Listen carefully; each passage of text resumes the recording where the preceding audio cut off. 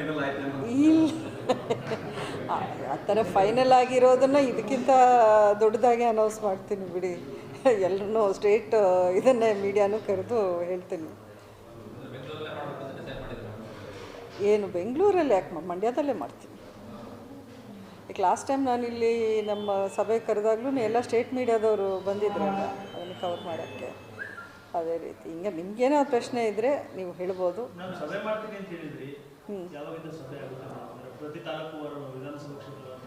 ಅದು ticket announce ಆದ ಕೂಡಲೇ ಮಾಡ್ತೀನಿ. ಟಿಕೆಟ್ ಅನೌನ್ಸ್ ಆದಮೇಲೆ ತಾನೇ ಎಲ್ಲ ಈಗ ಪಕ್ಷದ ಒಂದು ಲೀಡರ್ಸ್ ಯಾರಿರ್ತಾರೆ, ಪದಾಧಿಕಾರಿಗಳು ಯಾರಿರ್ತಾರೆ, ಇದನ್ನು ಹಂತ ಹಂತವಾಗಿ ಅವರು ಡಿಸೈಡ್ ಮಾಡಿ ನಾನು ಮಾಡೋದಾಗತ್ತೆ. ಜೊತೆಗೆ ಅಫ್ಕೋರ್ಸ್ ಅದು ಒಂದು ಪ್ರಚಾರವನ್ನು ಶುರು ಮಾಡುವಂಥ ಕೆಲಸ ಆಗಬೇಕು.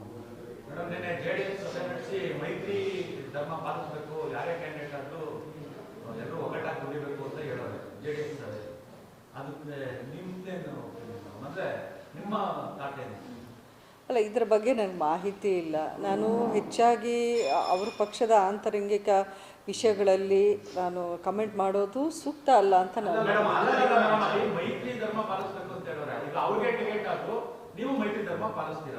ಅಲ್ಲ, ಅದು ಒಳ್ಳೆಯ ಬೆಳವಣಿಗೆ ಅಂತ ನಾನು ಅಂದ್ಕೊಂಡಿದ್ದೀನಿ. ಯಾಕೆಂದರೆ ಮೈತ್ರಿ ಧರ್ಮ ಪಾಲಿಸಬೇಕು ಅಂತ ಅವ್ರು ಹೇಳಿದ್ದು ಸರಿ. ಅದು ನೋಡಿ, ದೊಡ್ಡ ಮಟ್ಟದಲ್ಲಿ ಆಗುವಂಥ ನಿರ್ಧಾರಗಳು ಅಥವಾ ಚರ್ಚೆಗಳು ಇವೆಲ್ಲ.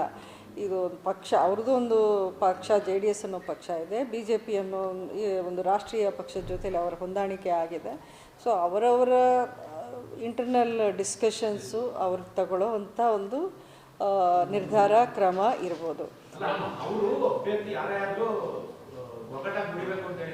ಅಲ್ಲ, ಮೈತ್ರಿ ಧರ್ಮ ಅಂದಮೇಲೆ ಅದೇ ರೀತಿ ಪಾಲಿಸ್ತಾರೆ ಅಂತ ನಾನು ಅಂದ್ಕೊಂಡಿದ್ದೀನಿ. ಅಲ್ಲ, ಈಗ ಪಕ್ಷದಿಂದ ಯಾವ ರೀತಿ ನಮಗೆ ಡೈರೆಕ್ಷನ್ ಬರುತ್ತೋ ಅದನ್ನೇ ನಾವು ಪಾಲಿಸಲೇಬೇಕಾಗತ್ತಲ್ವಾ.